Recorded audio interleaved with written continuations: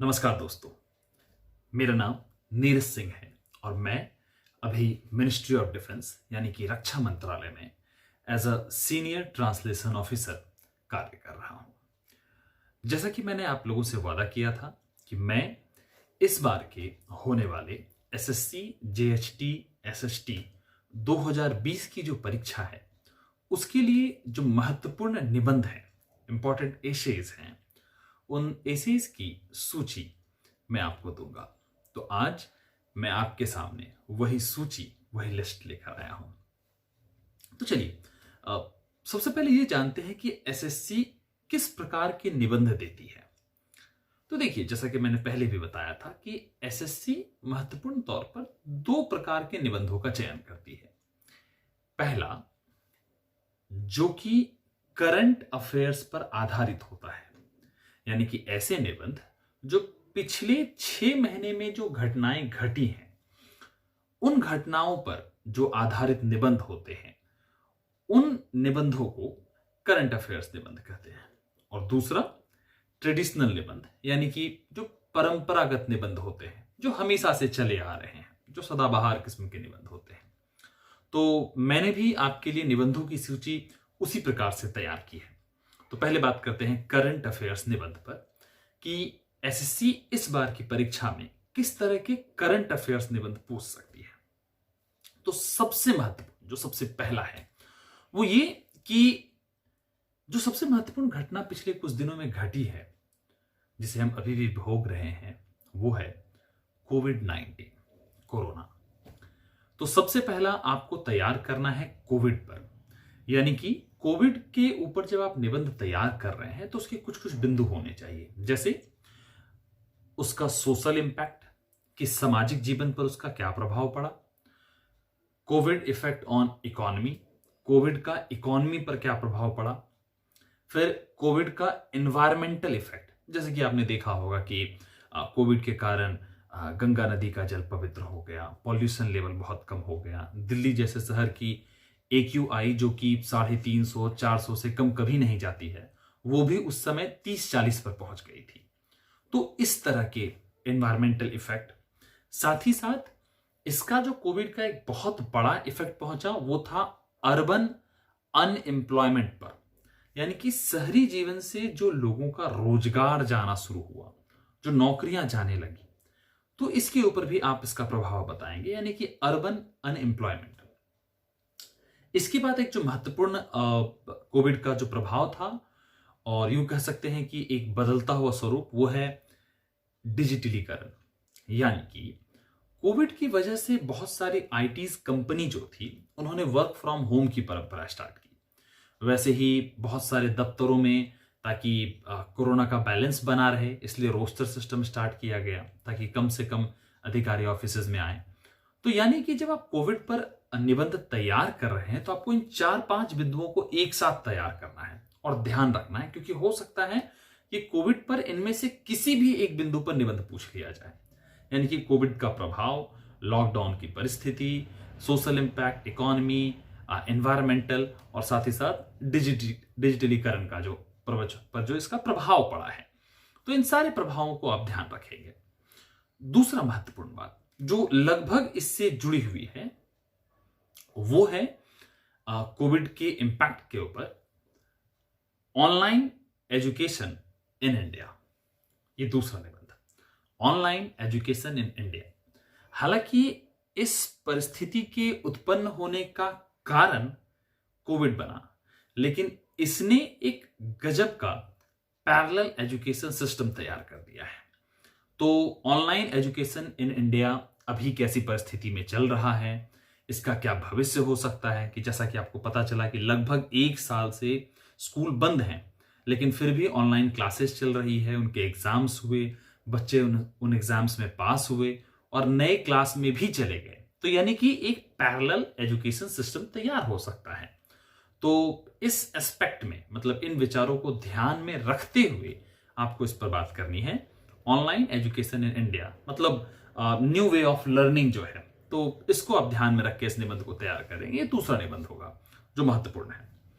तीसरा जो सबसे महत्वपूर्ण निबंध जो मुझे नजर आ रहा है, वो है आत्मनिर्भर। देखिए, आत्मनिर्भर जो है इसी कोविड की देन है। यानी कि जब आपको याद होगा कि जब कोविड हुआ तो उसी समय प्रधानमंत्री जी ने हमारे देश के, उन्होंने आत्मनिर्भर की घोषणा की थी, यानी कि इंडिपेंडेंट बनना। तो जब आप आत्मनिर्भर निबंध को तैयार कर रहे हैं तो उसमें उनके पुराने घोषणा किए गए एक और विचारधारा, यानी कि मेक इन इंडिया, उसको भी जोड़ेंगे आप। मेक इन इंडिया एक तरीके से मेक इन इंडिया का एक अगला स्टेज, अगला चरण है आत्मनिर्भर। आत्मनिर्भर के तहत भारत ने डिफेंस के जो बहुत सारे आइटम है वो खुद बनाने स्टार्ट कर दिए। बहुत सारे जो दवाइयां हैं उसका प्रोडक्शन इंडिया में और अधिक तेजी से बढ़ाया गया और बढ़ाया जाने लगा है।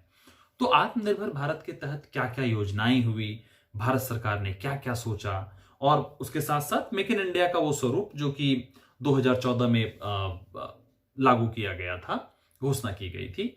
तो उसके साथ आप इन दोनों को मिलाकर लिखेंगे ताकि ऐसा लगे कि आप इस निबंध की बहुत अच्छी और गहराई से समझ रखते हैं। तो इन दोनों को जोड़ते हुए आप लिखेंगे कौन सी, मेक इन इंडिया और साथ ही साथ आत्मनिर्भर भारत। चौथा निबंध जो 2020 एसएससी जीएसटी के लिए बहुत महत्वपूर्ण हो सकता है वो है फार्मर बिल्स 2020, यानी कि 2020 का जो किसानों के लिए जो बिल आया है।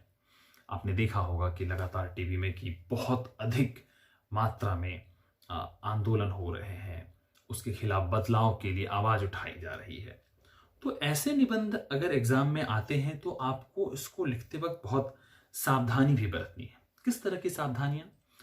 देखिए कि ऐसे निबंध को आप बहुत ही न्यूट्रल बेस पर लिखेंगे, यानी कि आपको इस तरह से इस निबंध को लिखना है जहां पर आपकी स्थिति बहुत साफ और क्लियर हो, आपका स्टैंड भी क्लियर दिखाई पड़े कि आप न्यूट्रल बेसिस पर हैं, और अगर आप कुछ उसमें अच्छाई निकालना चाहते हैं तो आपका झुकाव पॉजिटिव की तरफ थोड़ा ज्यादा हो, नेगेटिविटी की तरफ कम।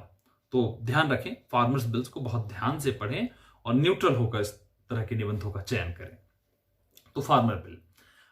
इसके बाद जो पांचवा निबंध जो करंट अफेयर बेस्ड होगा और जो कि बहुत ही अधिक महत्वपूर्ण है वो है नेशनल एजुकेशन पॉलिसी।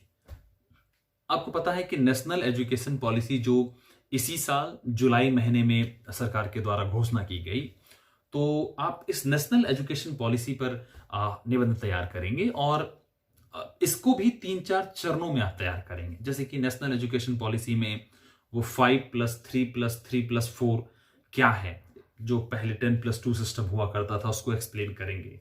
फिर साथ ही साथ इसमें हायर एजुकेशन के रूप को कैसे बदला गया है उस पर बात करेंगे। साथ ही साथ एमफिल जो सिस्टम था उसको बिल्कुल डिसकंटिन्यू कर दिया जा रहा है, ऐसा क्यों हो रहा है, सरकार के इसके पीछे क्या योजनाएं हैं, इस बिंदु को भी डालेंगे।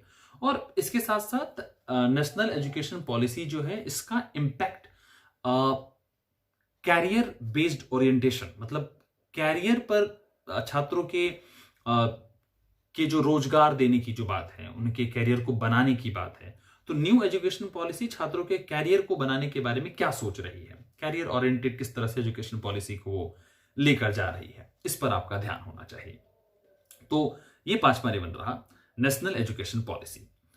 अब छठा निबंध जो कि बहुत ही महत्वपूर्ण इसलिए भी है क्योंकि आपको याद होगा कि पिछले कुछ दिनों से भारत की परिस्थिति भारत के कुछ पड़ोसी देशों के साथ बेहतर नहीं रही, यानी कि इंडियाज इंटरनेशनल रिलेशन, विदेशी मुल्कों के साथ भारत की स्थिति कैसी रही, इसका आपको ध्यान रखना है। यानी कि चाइना के साथ युद्ध लगभग होते होते ही बचा है या रुका है।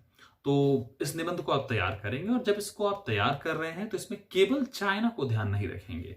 चाइना, पाकिस्तान, म्यांमार, श्रीलंका, इन सभी देशों के साथ कुछ कुछ भारत का मनमुटाव रहा। म्यांमार के साथ भी आपको याद होगा रोहिंग्या जो यहां पर आए, इस तरह से, या पाकिस्तान के साथ या चाइना के साथ। तो इंटरनेशनल रिलेशंस में भारत की स्थिति क्या है, और जब आप इसको बता रहे हैं तो इंटरनेशनल लेवल पर भी आप इसको संयुक्त राष्ट्र संघ में भारत की स्थिति कैसी है, कितनी मजबूती से इसको रखा जा रहा है, इन सभी बातों को आप सामने रखेंगे। तो इंडियाज इंटरनेशनल रिलेशन, ये भी एक महत्वपूर्ण निबंध है इस बार के लिए। करंट अफेयर्स पर जो मुझे एक और महत्वपूर्ण निबंध लगा है इस बार के लिए, वो है डेमोक्रेसी, लोकतंत्र। ये क्यों है? आपको पता है कि हाल ही में बिहार में इलेक्शन हुआ, बंगाल में भी इलेक्शन होने वाला है। तो जब भी इलेक्शन की बात होती है तो लोगों के मतदान की बात होती है, लोगों के लोकतंत्र की बात होती है।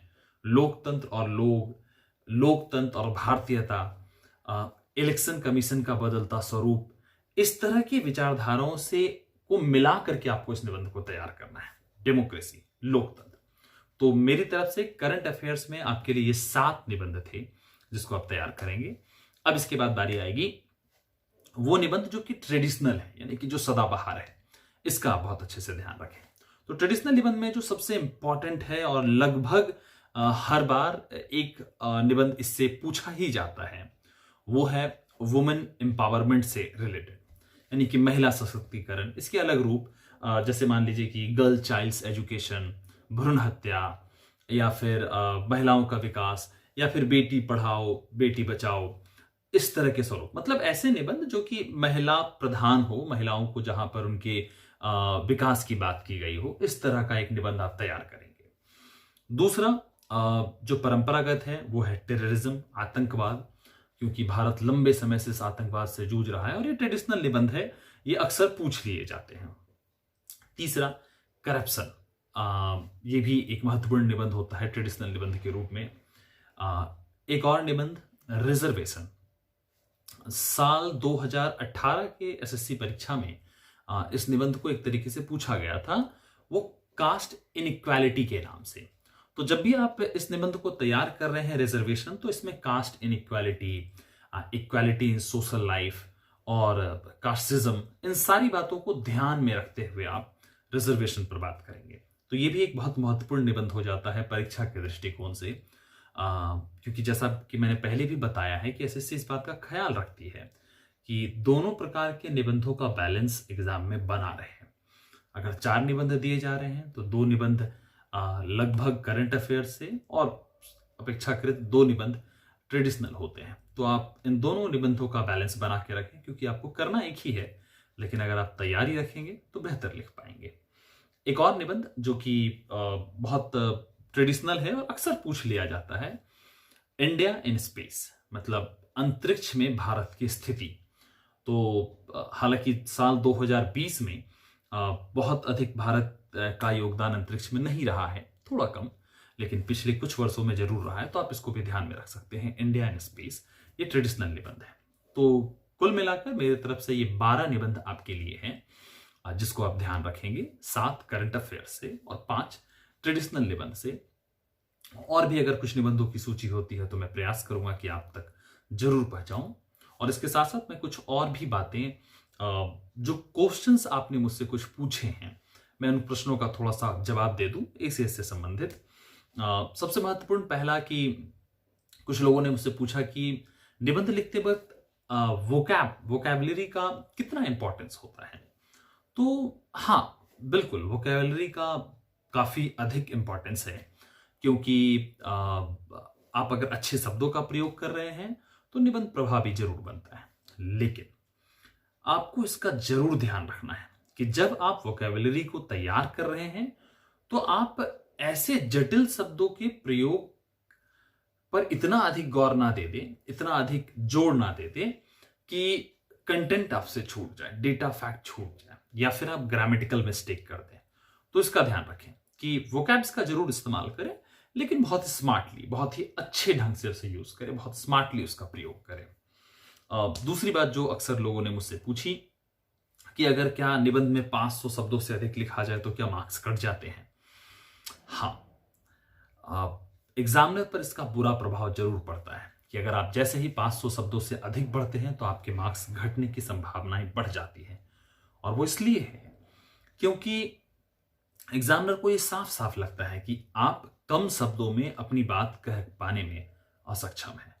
तो बिल्कुल प्रयास करें कि अपने निबंध को 450 से 500 शब्दों तक बिल्कुल स्ट्रिक्ट रखें, उससे अधिक ना बढ़े। एक और महत्वपूर्ण बात जो लोगों ने मुझसे पूछी वो था कि एग्जाम में पहले क्या लिखें, ट्रांसलेशन या एसे।